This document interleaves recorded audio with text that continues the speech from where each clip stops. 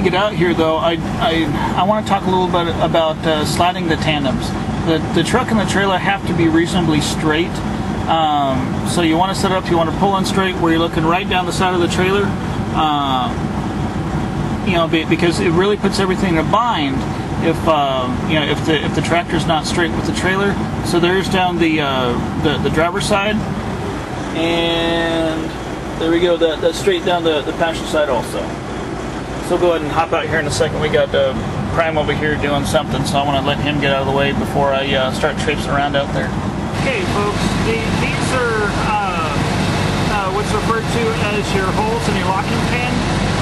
Right there, center screen is locking pan, and forward, that's the very forwardmost pole. Where with this trailer right now, one back, and then of course there's a whole series all the way back to the back of the trailer. This your release handle. That's a pretty common situation. You can see how the locking pin is to the very back of the hole.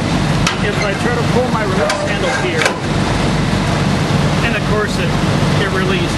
But 99% of the time when you do that, either you won't be able to pull your release handle out, or it won't release. But assuming that we want to slide our tandems, this is the overall thing. We want to pull this out to where it locks. It'll have a lockout position where it pulls all the pins. There should be a minimum of 2 pins. Sometimes there's 4. It'll pull those all the way in, so that way your tandems here can slide. So we'll hop back into the truck here.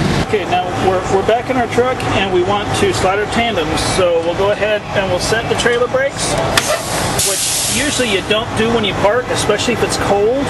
A little trick, you know, if it's freezing cold, you don't want to set your trailer brakes when you park because they can freeze.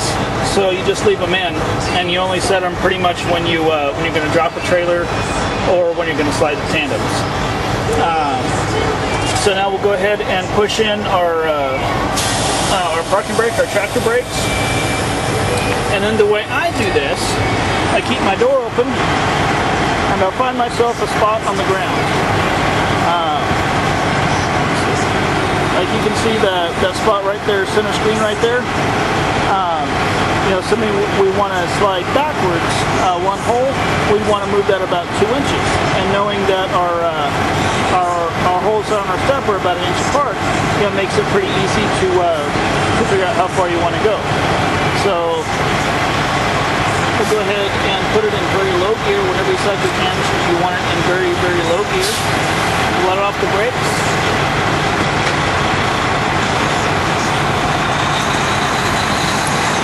Okay, now we didn't slide at all, right?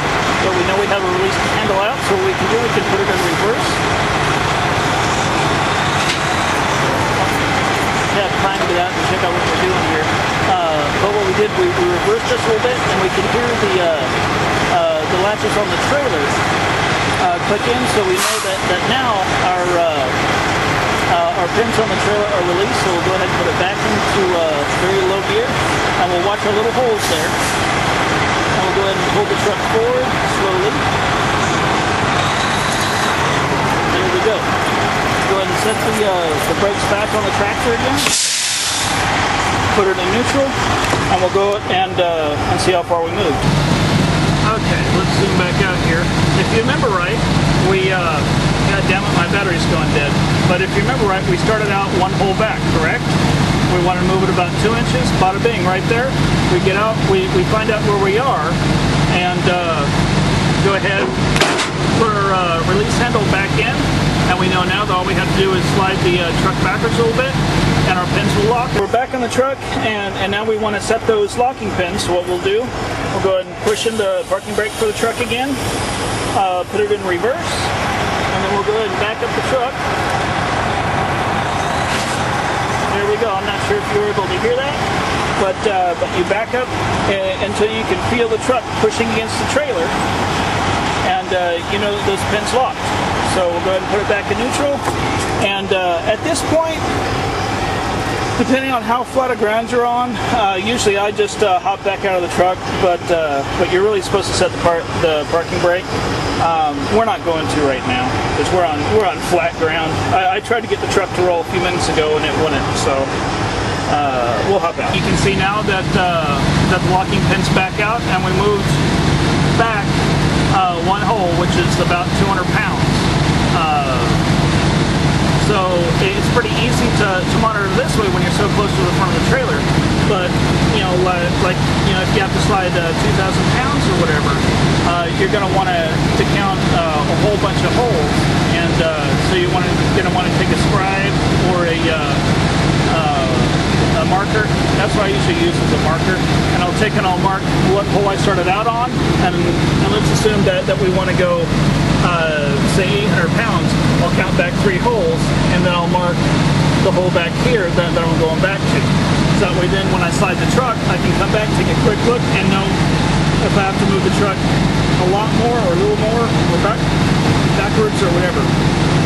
So I actually want to slide this guy again so that way I keep up my normal weight. So I'm going to do that. But that's the end of this video, guys. Thanks for watching. Way back to the truck here, I got thinking that one of the most common things you'll do when you get to a shipper or receiver is slide your tandems all the way to the very, very back. So we'll hop up here in the truck, and we've got our lever pulled in. I usually do this with the door closed, and then we'll go ahead and push in our parking brake, and we'll let out our clutch, and we'll watch our tandems, and we'll go ahead and pull forward. And as you can see, our trailer tires are not moving. There you go. And you just slip the clutch enough just to get you going forward in very low gear all the way up until the truck stops. And that gets the tandems to the very, very back of the trailer. We'll go out and take a look at that right now, I guess. All right, so we've got the tandems all the way to the very back of the trailer.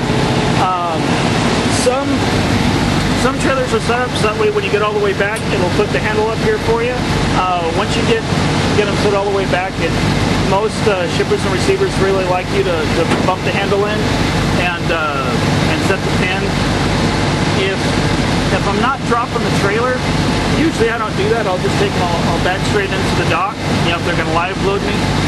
If I'm dropping it and picking up a preloaded trailer, every time I'll go ahead and set that, and then push the trailer back just a little bit and set the pin for them.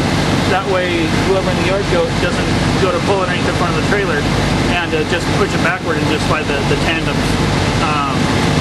So now it's going to be the end of this video. Thanks for watching.